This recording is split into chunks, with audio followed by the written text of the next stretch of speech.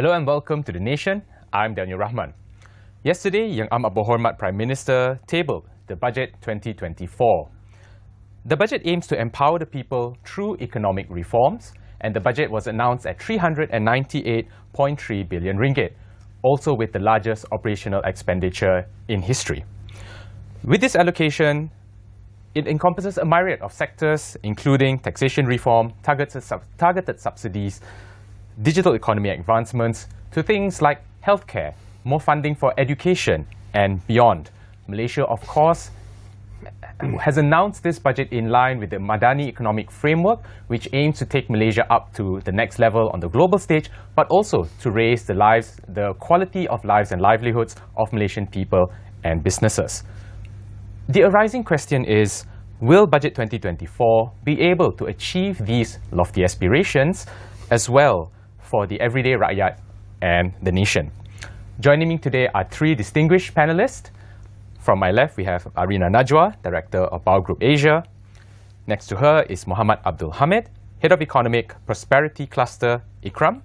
And to my far left, we have DATO Professor ULUNG, Dr. RASIAH, Distinguished Professor of Economics at the Asia-Europe Institute of University Malaya, and also a member of the Special Advisory Body of the Ministry of Finance. Everyone, welcome to the show. Thanks for being with us today. Thank you, Daniel. Now, I'd like to jump right into it. How do you see the allocations for Budget 2024 at 398.3 million, one of the largest, as I mentioned, reflect the government's priorities for the coming year? And if I may start with Prof. Thank you, Daniel. The amount itself, to me, contrary to what others are saying, it's not terribly expansionary, because you expect GDP to grow. As GDP grows, expenditures also rise. There are some good things about it, in the sense that I think no other government has been as deep as this government in addressing, from the concept of Madani itself, the 6 pillars that are there. It goes into looking at communities that have been detached from mainstream development. I think that, and I strongly believe that it's targeted at ending. At the moment, they've successfully reduced hardcore poverty, but to end, say, from 0.2%, which is what they've done this year, and to end it altogether. Now, these are good things. In fact, they also, in a way, demonstrate that they are into empowering the people. After all, development doesn't mean anything if you don't do that. It's not just about growth. We often say growth is not development. But coming back to that, I feel that certain things need to be addressed. I'm somewhat concerned that you don't have really, from the presentation of it, on the revenue side, money flowing in to finance all these additional expansions. And of course, on the one hand, there is this argument about the world economy going into almost a crisis, or for that matter, slowing down substantially from the projections of IMF and World Bank. In fact, one has to accept the IMF and World Bank got it totally wrong. Okay. The projections for 2020, 21, and 22. In fact, we grew quite rapidly, 8.7% in 2022, and first quarter, 5.6%. So the point I'm trying to make here is, while you have said this, on this side here, you're relatively expansionary in trying to do a number of projects which you think will have the desired effect of making Malaysia, say, by 2030, a developed country. Fine, these are all good things. But the concern I'm expressing is, how are we going to finance this when our not just debt to GDP ratio, but more importantly, the fiscal deficit we are facing. Right. We become concerned, and therefore we are the Fiscal Responsibility Act. Right. Prof, maybe we'll get onto the point of fiscal responsibility and the concerns of revenue generation. I'd just like to get to ARINAH and also ask, do you feel that the OPEX to DevEx allocations are reflective of priorities for the year? What do you think these major priorities are based on the budget? I think firstly, similar to Prof, I think number one, although it's the largest budget, it's still quite minimal. I think it's just over 1%, maybe like 1.4. So if you're looking that in comparison to inflation, I'm not sure how much wiggle room do we have, to use that kind of budget. So I think that's the first. Second is, although it ticks the right boxes in terms of the direction, so things like subsidy reform, trying to elevate the poor, trying to also maybe equalize the gap between the rich and the poor, I think the robustness of those impact, I think, might be questioned. So I think how much impact impact can we get from the SST is, it's still in question. Can it really widen the revenue collection that we're really looking for? So I think that robustness is still not there. I think it would have been great to probably still, announce some of these tax reforms, maybe implement it later, but at least, society can still prepare for it, just like how they did with the global minimum tax, right? So I think, yes, that's something that's necessary, but implement it later. I think also another question for me is probably, although again, all of these things are very good, and of course, budget can always have areas of improvement, is some of the policy cohesion. I think one on energy and, in the environment as well. I mean, it's great that we're going through energy, transition, but then there's a lot of focus on EVs as well. Although there's some element on public transport, but still, do we really need, more cars on the road? I think that's kind of like, the question that we have, and still there's a reliance on coal. I think there's also a question around the aging economy, right? I think everyone says Malaysia's heading into the aging economy, but what does the budget kind of address, those issues in terms of, I don't know, tax, income rates and things like that. So, right, thank you very much. Clearly, a lot of things that for us to discuss today. We've got, pretty much the hour for us. Mohammed, this comes to you. Now, look, since the big question here is about where's the money coming from, we know that the government is looking at a mixture, as always, of increased revenue from taxes, collections. I've noted also that subsidies are projected to be reduced by quite a bit next year. So what are your thoughts on where's the money coming from? Well, I guess first and foremost, I think key fundamentals is about not economic fundamentals, but key fundamentals of the role of government in contributing to through this budget is about how do you go about improving the livelihood of the people, well-being of the people, addressing the poverty, income inequality, and all that. And we look at that there'll be reforms in terms of expanding the tax base, subsidy rationalization. We should save some money and reallocating of those subsidies that I think before it was like 70-80 billion per year, now going to be reduced substantially to less than 60 billion, I think, next year. So there, in principle, or I will say that there's a good positive sign. We are moving in the right direction. There's fiscal responsibility in that there's going to be a reduction in deficit. There's going to be a number of reforms in terms of subsidy rationalization. But not only that, we are also looking at, to me, not only that portion of reform, but also the institutional reforms and the rest of the reforms, public sector reforms. That's gonna shape the country in the next year. So earlier we saw on the slide, if you can bring it up, about where the expenditure is coming from.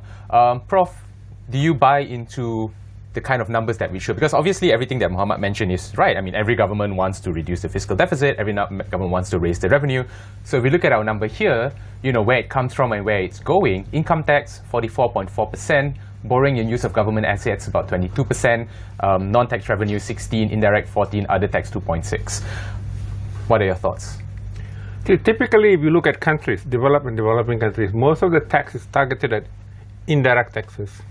Ours is the other way around. But of course, corporate tax still high. 85% of it, I think, is including the personal income tax. 85% paid by the T20.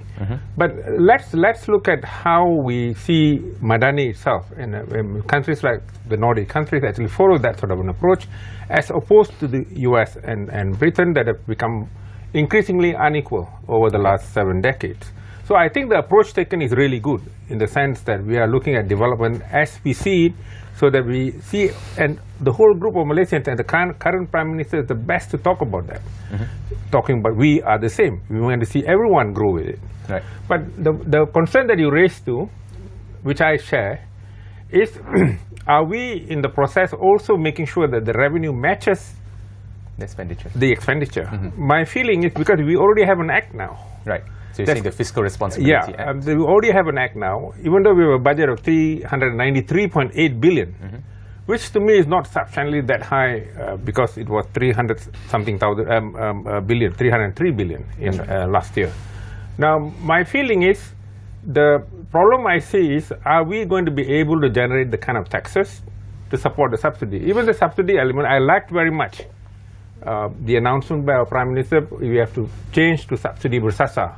Indeed, that's how, because once you have defined it is for these groups of people these subsidies are meant for. You have to ensure that it's reaching them, rather than having free riders, penunggang percuma. Or you're going to have ketirisan. He also talked about ketirisan. I'm looking forward to seeing how he's going to implement this. It can be done though. Just like if they had brought back GST, we could have removed the pain from the poor. Unfortunately, I'm not sure if the economists still think that regressivity remains with it. No, the way the Nordic countries have done. Okay, so there's a lot of things to to peel there. Perhaps then I could move to ARINAH and let's talk about tax first, because let's talk about the money coming in. One of the things tax revenue is expected to increase. How will that actually happen? And in relation to that, the government has also announced a new 10% capital gains tax, which has set the business world abuzz, but at the same time, a 5 to 10% high value goods tax, which was renamed from luxury tax. I'm not entirely sure why on that. And at the same time, there's a 8% service tax. What are your thoughts on that? Right. So I think it's very cliche to say, but it's implementation, right? I think, if you're looking at trying to also increase the revenue, so capital gains tax, I think, of course, a lot of people are very terrified. But then I guess, how fast can the government kind of activate to those agencies to implement some of these capital gain taxes and the details that goes into the capital gains taxes? So I think that's number one. If you're looking at luxury tax, I'm not sure how much of an impact. I think principally it's still the right move, but I think how much we're going to get out of it is still a bit unclear to me at the moment, because foreigners are also exempted.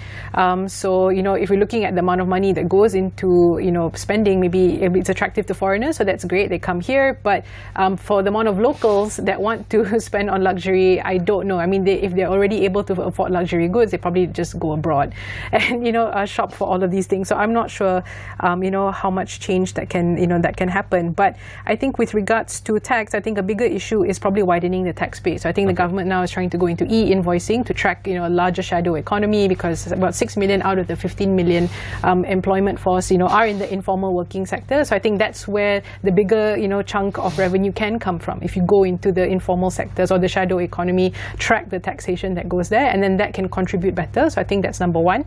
Two is in terms of the kind of jobs that we have here, right? So I think YB Rafizi mentioned at the World Bank report launch, he said that the median income is about 2,600 ringgit. That's not far from the poverty line here in Malaysia. So if you're looking at the NIMP to create more high value jobs, high income jobs, I think that's where a substantial or sustainable source of revenue can come into the country. These are just shorter term measures, but like I said, the impact I'm not so sure.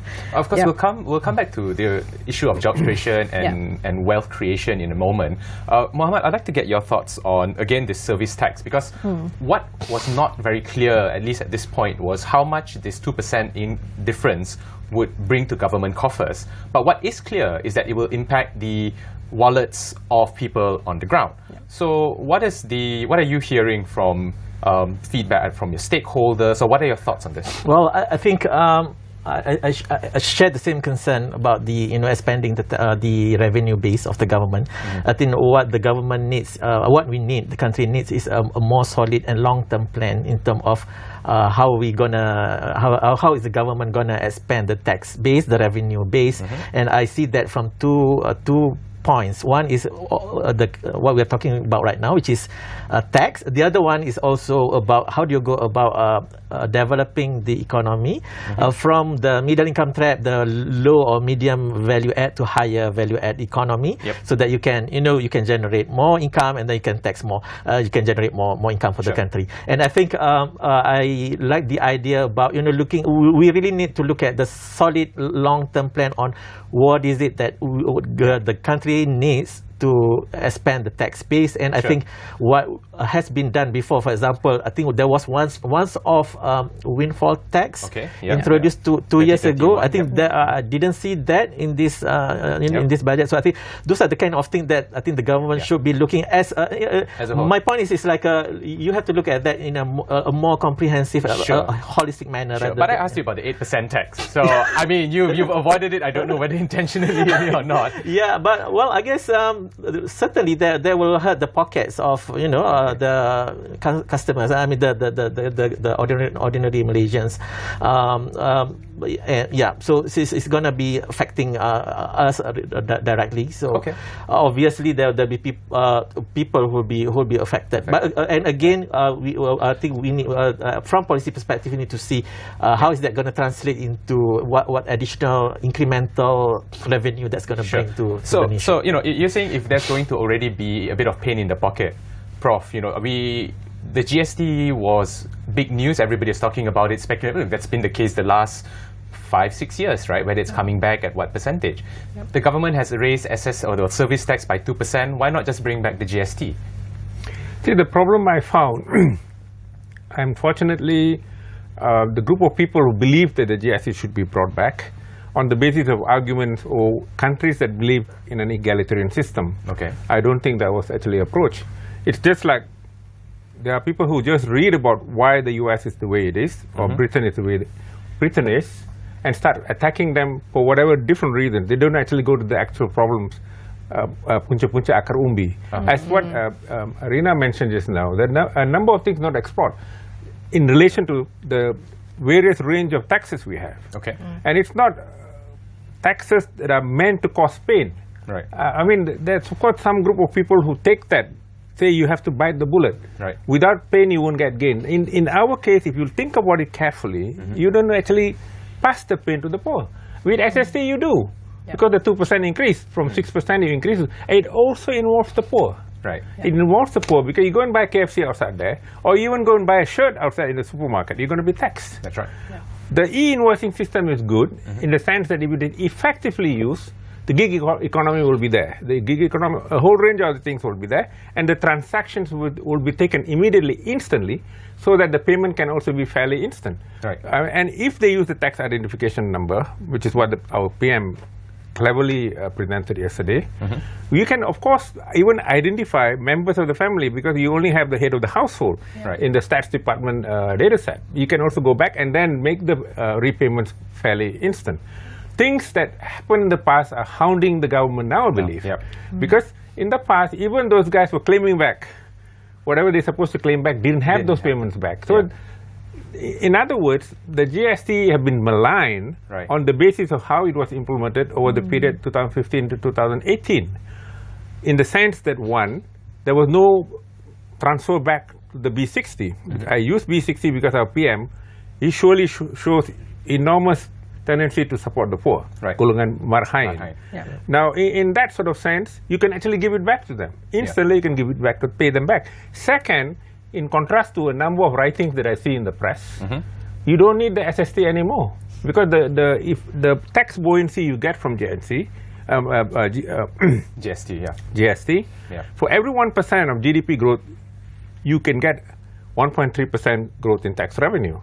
You don't get that sort of buoyancy at all with SST. So my own feeling is this whole argument about whether we'll face more pain, and because the people are concerned, of course, today anyone on the ground will surely, something like 90% would not like the reintroduction of GST because that's what they see, the experience they found. So do you think that it's a missed opportunity for the government to have taken this budget, considering there's a little bit more runway now to the next elections from political standpoint, to have introduced this? And maybe call it... I like that question very much. I myself think that the Prime Minister shouldn't have announced it.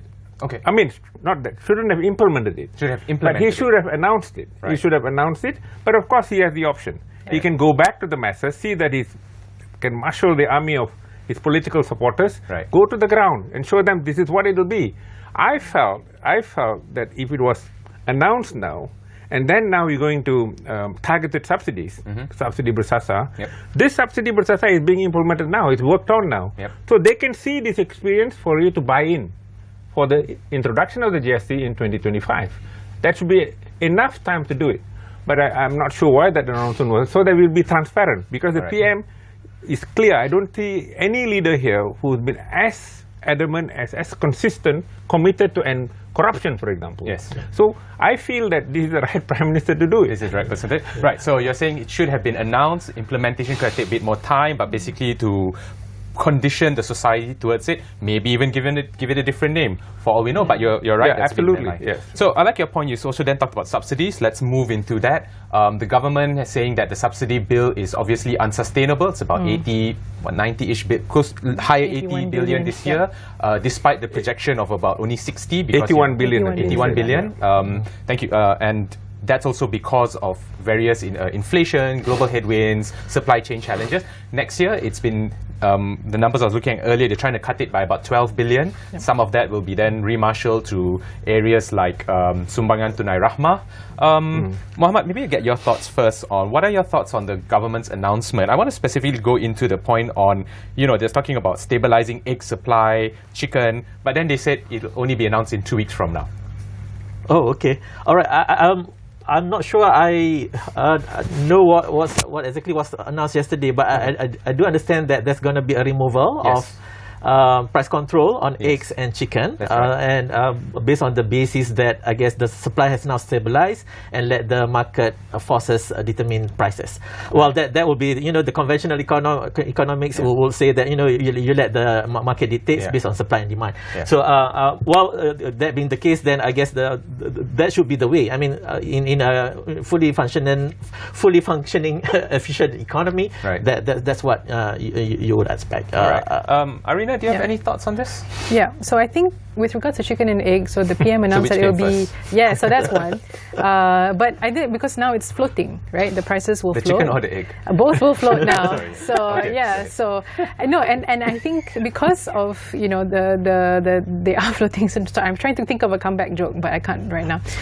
So because of the float price, I think, producers will now just incorporate those changes. And I think we are, in Malaysia, we consume chicken the most out of all the other, meats, and it is the cheapest source of protein that we have, especially if you're looking at the economic factor of lower income households. How do they get nutritional value of food?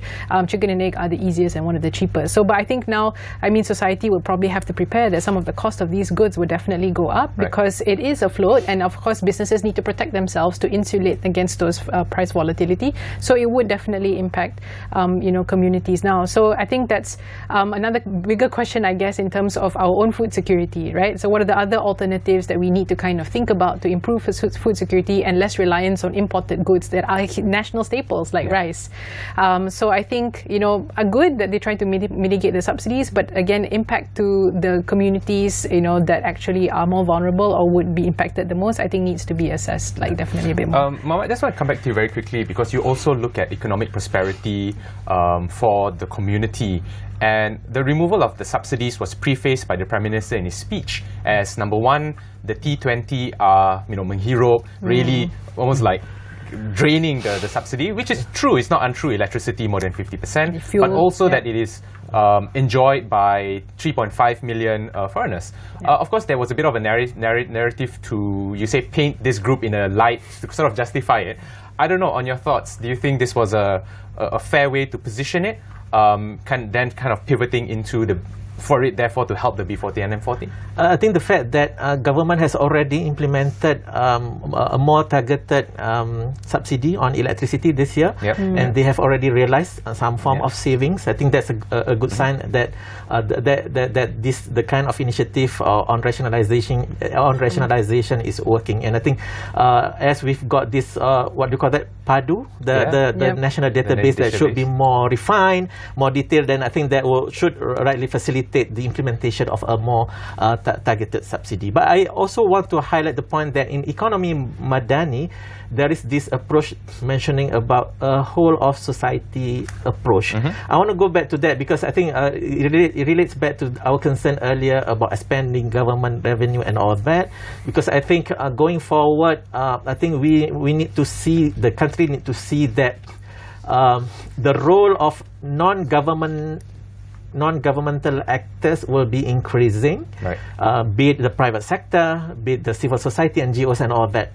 Why I'm saying that is that because otherwise, this issue of concern on our fiscal space, tight fiscal space and all that will continue to be an ongoing go back and forth issue for years to come. And I think that's where the whole of society approach is important. The role of private sector, the role of NGO, civil society, and all that to play their roles in developing the nation. And for example, in NGOs, what we're working on is looking into how philanthropy can help support in the vulnerable groups to create social protection, and therefore in the long run, if you can institutionalize that kind of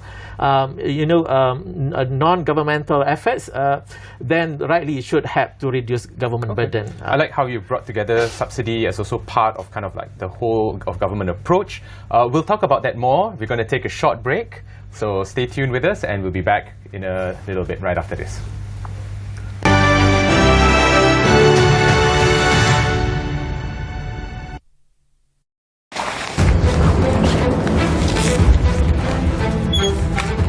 Pintu dah, tingkap dah, CCTV dah, semua dah. Sayang, kenapa macam ni? Ada banyak kat luar. Siapa? Kita kena halang mereka dari masuk. Maksudnya mereka aktif pada awal pagi dan lewat petang. Mana? Aduh. Guna ni lah. Lindungi diri anda daripada musuh. Gunakan perlindungan yang sesuai. Kecemasan, boleh saya bantu? Hello, there's been a motorcycle accident here. Maybe an elephant ran it over. Sir, there is fire accident at the address number 5 Jalan Tembikar, Shah Alam. PGO from FRT Shah Alam, there was no fire accident here. Over.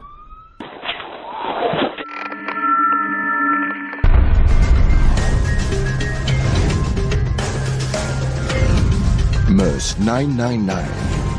Use it wisely.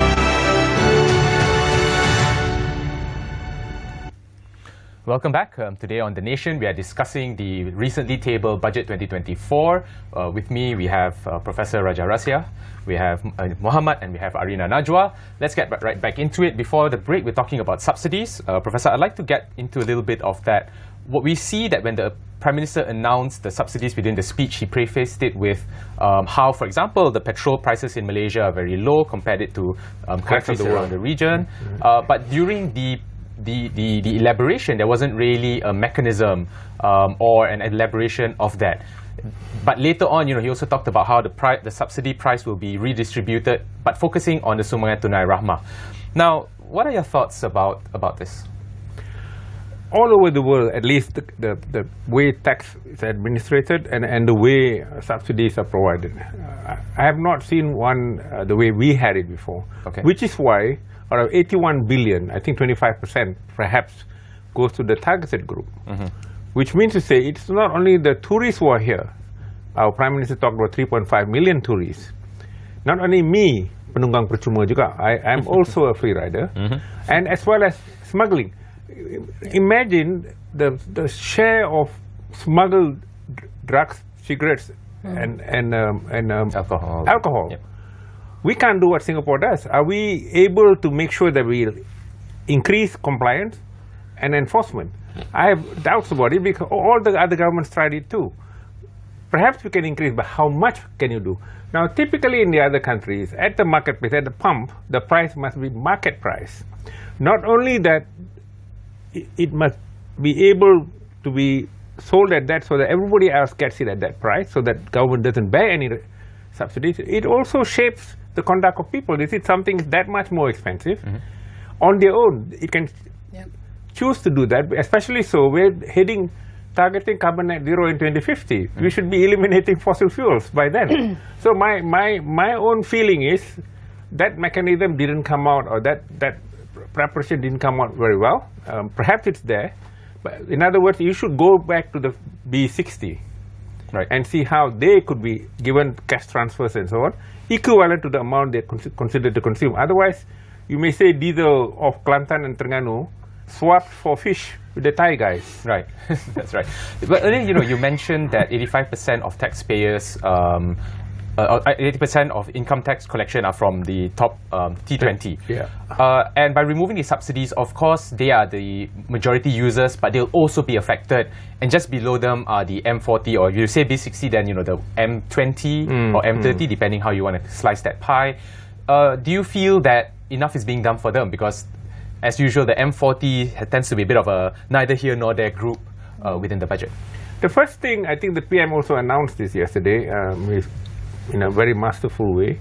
He said that over 50% of the incentives are currently, including for going to have sports gyms, so all sorts of things enjoyed by T20. Is that really necessary? Now, the thing, you need to actually be able to point out precisely what would that subsidy do.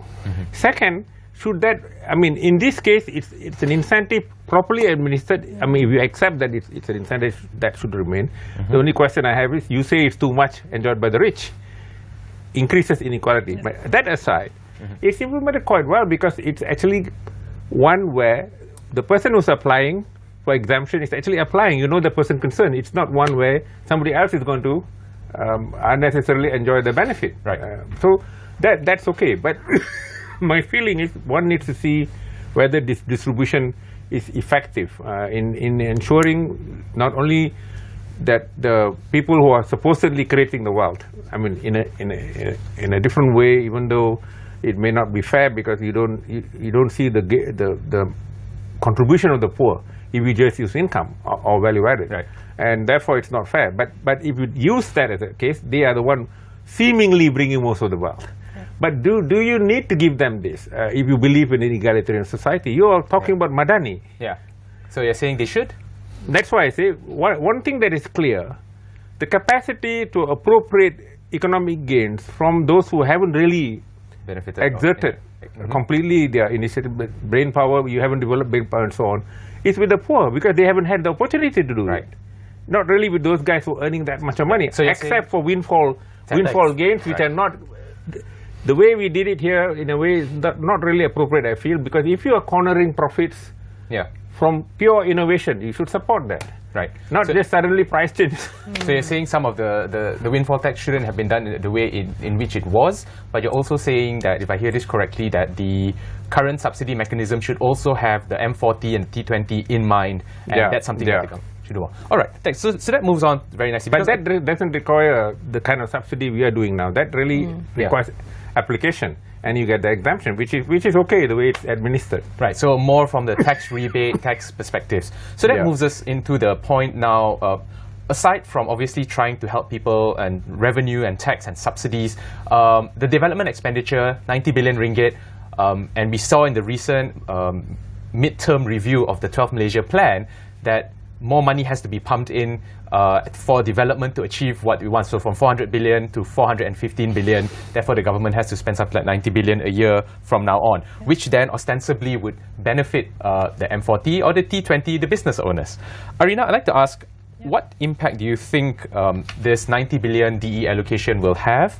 And what are the sectors you feel, or the sectors identified yesterday in the budget? Do you think that's on the right path? Yep, I think definitely impact. I think number one, a lot of it will probably go into maintenance, like maintenance, development, or completion of existing efforts. I think there's a lot of Malaysia. I think is still not entirely there yet with its maintenance culture. So I think a lot of that maybe could go into that. And I think there's still a lot of accessibility issues if you're looking at development expenditure of things like schools or facilities in areas that are not really in the urban areas. So I think that could be focused a lot more. I think in terms of the areas that it is focusing on, I think that's good, and I think that's great. I mean, for one, like I mentioned, when it comes to energy transition, there's been a lot more focus now on EVs, and I think EV for public transport, which I think is good. But again, that's why I mentioned I'm not sure in terms of its cohesion if we're trying to reduce our dependency on things like fossil fuel. Also, we're trying to reduce more cars on the road, and really, who does this EV policy really benefit? I think those who can afford it are those that probably don't really need some those kinds of assistances. So I think that's number one. I think the second part is, like I mentioned, the aging economy. So I'm not sure, when it comes to, we agree that Malaysia is going to be an aging economy, but what can we do to help facilitate that? Are we looking at facilities to make it more, friendly, not just for those who are elderly, but also those with disabilities, pathways, roads, things like that? Are we also creating things like, better facilities for the elderly in Malaysia? Are we also reducing the burden of, caregivers in Malaysia who who have to take care of the elderly. And I think there's also room actually in terms of, the tax rebates that we can get. Maybe that could have been widened as well for caregivers, especially if you're trying to also do things like have more women return to the workforce. Since they're typically the ones that are the caregivers, but you're not solving the problem at the supply side. If they don't have the room to let go and take up a job, then your incentives will probably not be as effective. So I think there are some areas that could be deepened a little bit more, especially if you're looking at the care economy. Mohammed, what do you think? Well, I guess to me the key here is about evidence-based policy making. Okay. I mean, we talk about how is it going to work? This the whole thing about the budget, be it subsidy rationalization, development expenditure, and all that. And I think the government really, I think what I want to bring to the discussion and what government needs to do is to bring more approach of evidence-based policy making, because I think there are a lot of assumptions behind all this. And how do you go about validating those assumptions, whether they are correct or not, whether they're going to be working or not? So I think that's why evidence-based policy is really important in terms of looking at really measuring what are the outcomes for each of the initiatives announced in the budget. So measuring before and after on the outcome and being able to compare. And I think this we need Malaysia, especially the public sector, needs to do that a lot more.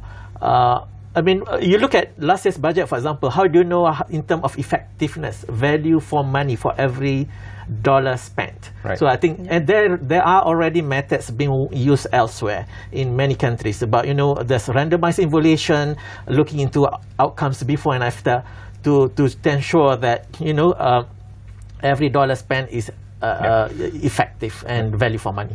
Right. Of course, evaluation and monitoring is something that's very important, but we also see that the government has two very key developmental blueprints out there right now, the NIMP 2030 as well as the NETR, and both are one's targeting about 2.2 million jobs, the other one's about 3.3 million jobs in renewable energy and all these spaces. Is there anything from the budget, because looking at what they want to fund priorities for next year, that has particularly caught your eyes? I think one thing that appears clear is we've had the gross expenditure in R&D. Yep.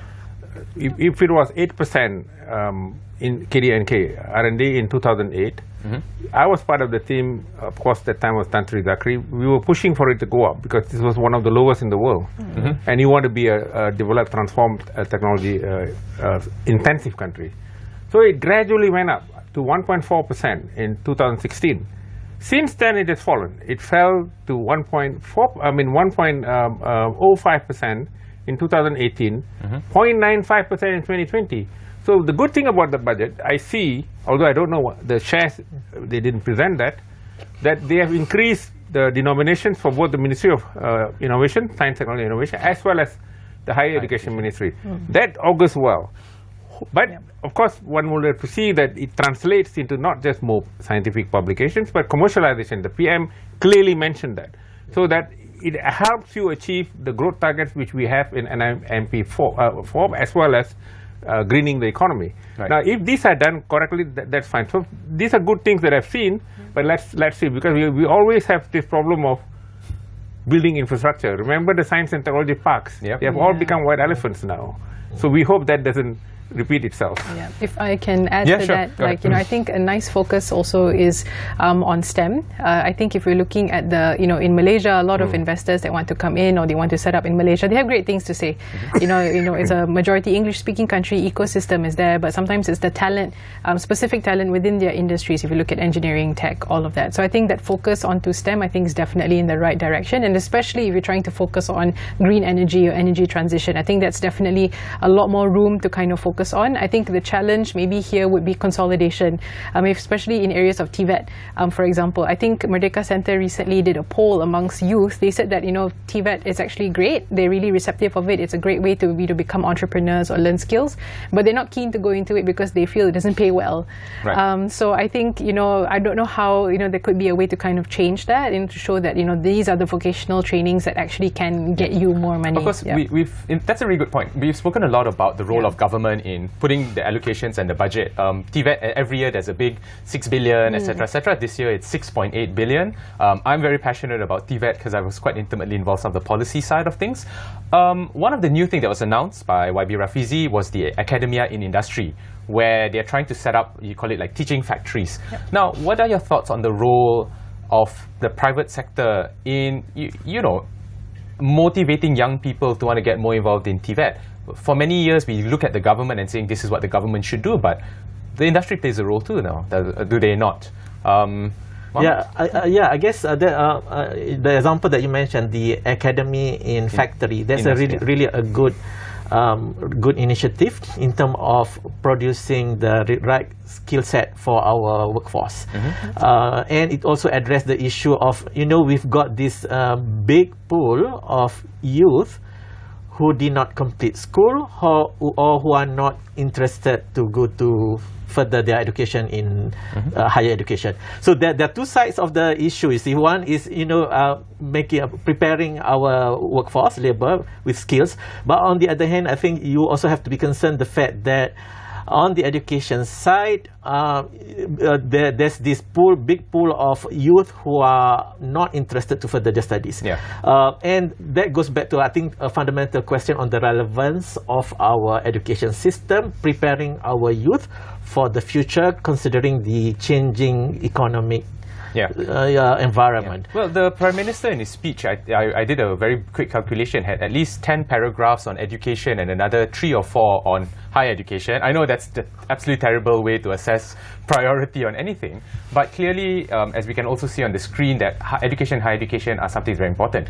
That said, graduate employability is a challenge. Prof, you have been in the university for a while. It may not necessarily be a budgetary solution, but what do you think do you think what the government has announced has been good, or what could have been done better? Let me address TVET as well, because I have graduate students working on TVET. Okay. And then, of course, you see, the second highest share of our expenditure goes to education after health. So which means to say, financing-wise, in terms of finance, probably the best in the world.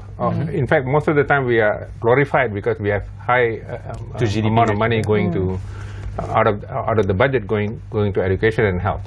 Education in particular. In most other countries, it tends to be military expenditure.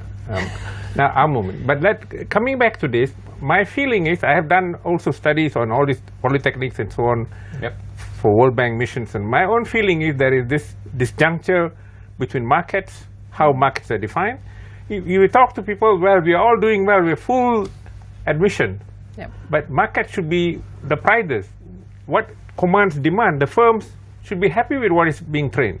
So you don't have any more this problem, FMM complaining, FDI complaining. We haven't upgraded because we don't have that sort of skills. So therefore we end up with foreign labor. My feeling is one good initiative that's YB Rafizi advancing, which is these factories. In the US, you do have, for example, an engineering factory, faculty or business faculty. Half the time the students are in the firm, half the time. The incubator system that they use, or for that matter, the dual training system. I was in Germany, guest of the German government, 3 months dealing with that. You see, it's somewhat not exactly the same like PSDC. It's firm run. State comes in to provide coordination in terms of addressing infrastructure support and so on. Gives you a subsidized building and one ringgit a year rental. Then the firms are there to tell what sort of training they want, not just for themselves, but also expanding it for the states. May I very quickly ask you, do you think we have too many public universities in Malaysia? I do, of course, yes. But I think the reason for it is political.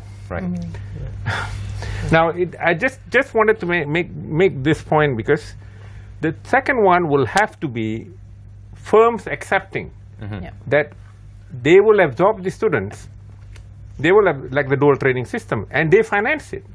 The dual training system, they finance it.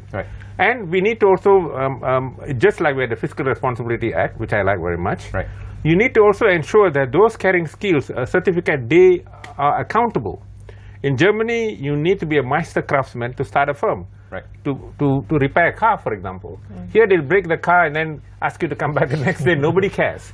Second, to be an apprentice there, you need to go through the dual training system. You can't simply hire your son or something in there. Yeah. And the community has a very important role to play. If there's a complaint about you, you can be suspended from operations altogether. I think these things need to be done too. Right. So we do see the government had announced HIDC levy to help vulnerable groups and levies also to create more jobs. What I noticed, there wasn't a big headline job number this year. Usually, you know, it's 600,000. I did see something like 50,000 for my step. But flowing on to this, there's obviously a lot in the economy in terms of job creation. Do you see enough of that happening in the coming year? Or is it still a bit uncertain? And do you see where wages will also go up in the current budget? ARINAH? I think with regards to wages, at the moment, I think it will still take some time. I think at the moment, it's still a voluntary approach from my understanding on the progressive wage policy. But understandably so, that's what the government can do at this moment if they have to engage the private sector. So I think wage stagnation, we may still see some of that happening right now. So I think that's number one. Number two, when it comes to job creation, again, that will also take some time because these are very high targets and very, high valued, sectors. So if you're looking at R&D, I think that's also a lot of establishing, the equipment that we have, the training, the talent that we have, the knowledge that we have. So I think we won't see it anytime soon. So I still see that, some of the, what's the word that you call it, transitionary phase, I think, in the next few years. So you're saying this is transitionary. Mohammed, I want to add on a little bit to that there's about 200 million which was allocated for the RAHMAH initiative to impact youth development and engagement. Are you supportive of this initiative? Well, I guess in principle, as long as they are about addressing the vulnerable, those who are in poverty, the youth who are looking for jobs, I think those are the good initiatives that should be supported. And I agree also with ARINAH that the fact that now we are going into a transition phase before we'll be able to see more quality jobs in the market. But I think what is also important is we know that the CE, compensation of employees, in Malaysia is still low. I think around less than 40%, maybe closer to 30%, Prof. Yeah, and the target is 45% in Malaysia economy. So you know that compensation of employees out of companies' revenue is still small, and I think that's where I think the government has to play a role to facilitate. Do you think it's wage suppression? Well, partly it's due to easy access to foreign workers, cheap labours, which I think has been going on for many years. Yeah. But what we need to see is again looking into employers being more humane, more responsible towards the livelihood and well-being of their workers. And obviously, it's not only about increasing the pay, but also link that to the productivity level. And again, that goes back to linking back to how do you go about training, upskilling and reskilling your labour workforce. Yeah. We've got about 3 minutes left, so perhaps 1 minute each for all of you. Prof, or maybe ARINAH, if I may start with you. What do you see as sort of the key takeaways, but also what's missing from the budget? Yeah, I think obviously the key takeaways is I think the Prime Minister is very strong in trying to equalize and reduce inequality in Malaysia. So I think that's a very good step.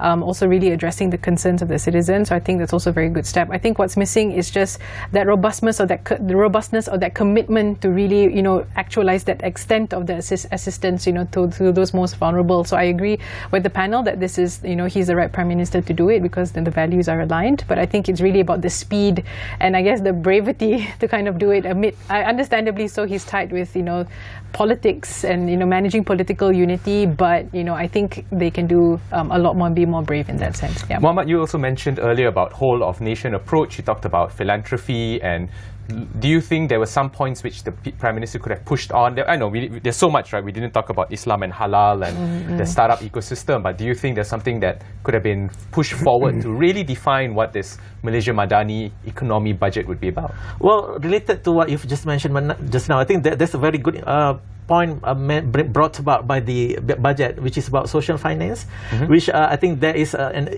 emerging component of the economy that's going to be more and more important. Social finance, in the sense that will encourage more social entrepreneurs, more responsible employers. Responsible, what I mean by responsible is that employers who will have more impact, more social impact to society. And more So trickle-down. there were announcements yesterday about, it's not enough, for example, in the environment of Islamic finance, status quo is not an option. So that's a good thing. I think that's a good thing in the budget. Status quo of Islamic finance is not enough. There should be a move towards social finance. But the question is, how do you go about transforming that into a more innovative, relevant to the needs of society? Sure. And Prof, for your last thoughts, I also want to kind of preface it with, we all know that the current Prime Minister was also Finance Minister during the last time there was surplus budget back in the 97-98. Looking at the strategy that he's taking today, do you draw any relation or connection to today's strategy with that, or not? And of course, what are your takeaways? I don't see any connection between the two. But if you want to put the blame on him, no. It's because the way I've understood him, I also known him that time, worked with him too. He's the sort of guy who listens. It's not, in fact, from the way it was presented, I think he's presenting the entire position of the cabinet, not just him. Now, let me mention that there's no other Prime Minister who's shown that much of passion to meet the commitment. My feeling is he's highly committed to the way the Madani approach has been defined. And you can see it, the attempt to empower. Even in toughest schools. He's talking about exposing them to STEM courses, to all range of things, not just about, although people might accuse him of populism, he's not populist to me. He has, of course, talked about a number of things to do with Islam, but he's also talking very pragmatically, including about the toughest schools. How do you expose them to necessary skills? The sort of knowledge that they should have. So my feeling is he's in the right direction. Right. Thank you very much, Professor, and thank you very much to members of the panel today. That's all the time that we have. For those of you at home, thank you for joining us in this discussion about Budget 2024. We've heard from a panel of experts that while the budget has some things which it could have improved upon and built upon, it is nevertheless on the right direction, and therefore we'll wait and see what happens in the next coming year on whether we can achieve these aspirations for the Rakyat and for the nation. But there's no doubt that the government of the day has the heart in the right place, and they are doing their best in order to achieve these goals. So thank you so much for being with us. Until next time, take care.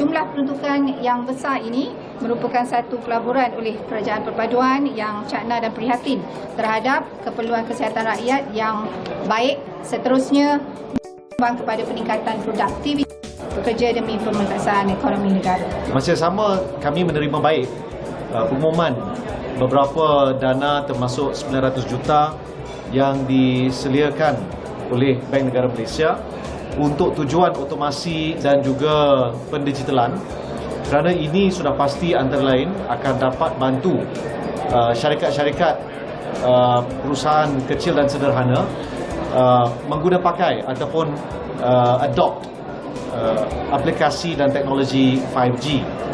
Ini kerana seperti yang Muhammad Perdana Menteri sebut, kita jangka capaian bagi 5G akan dapat cecah 80% menjelang insya-Allah hujung tahun ini.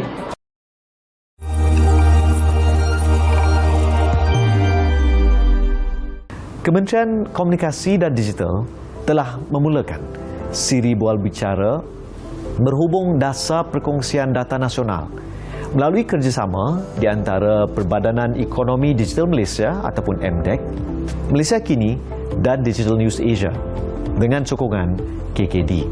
Siri ini bertujuan mendidik rakyat mengenai manfaat dan cabaran perkongsian data, di samping mengumpulkan pendapat serta cadangan bagi meningkatkan dasar dan pelaksanaannya.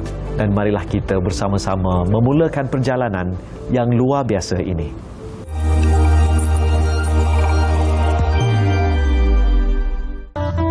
Daun pokok ni busuk lah ya. Aku tak tahan bau dia. Afham, Arif, Mek tolong atuk kejap kat luar ni. Tapi bila kamu tanam berbeza dengan kamu beli tahu. Tengok bukit kat sana tu. Kan cantik kalau hijau je. Lagi satu. Kalau pokok dah banyak, suhu pun menjadi sejuk. Tak adalah kamu nak minta ayah belikan aircon. Warisan untuk generasi kita.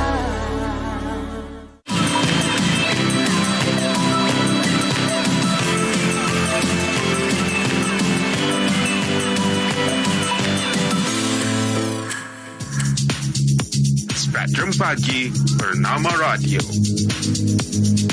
Assalamualaikum, salam Malaysia Madani. Kembali semula waktu ini bersama-sama dengan kami berdua dalam program Jendela Fikir. Saya Natasha Aimi dan saya Raifah Zulkifli. Waktu ini kita sangat berbesar hati, berbangga dan kesejukan. Itu dia.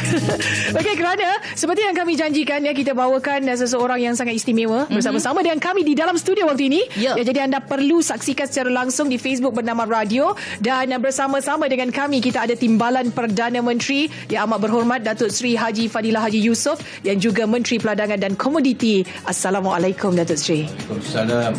Terima kasih Natasha dan Raifah, terutamanya Bernama kerana mengundang saya ke studio Radio Bernama. Kasih diterima. Sebab kita kan kesejukan kita ni. Terima kasih daripada sikit.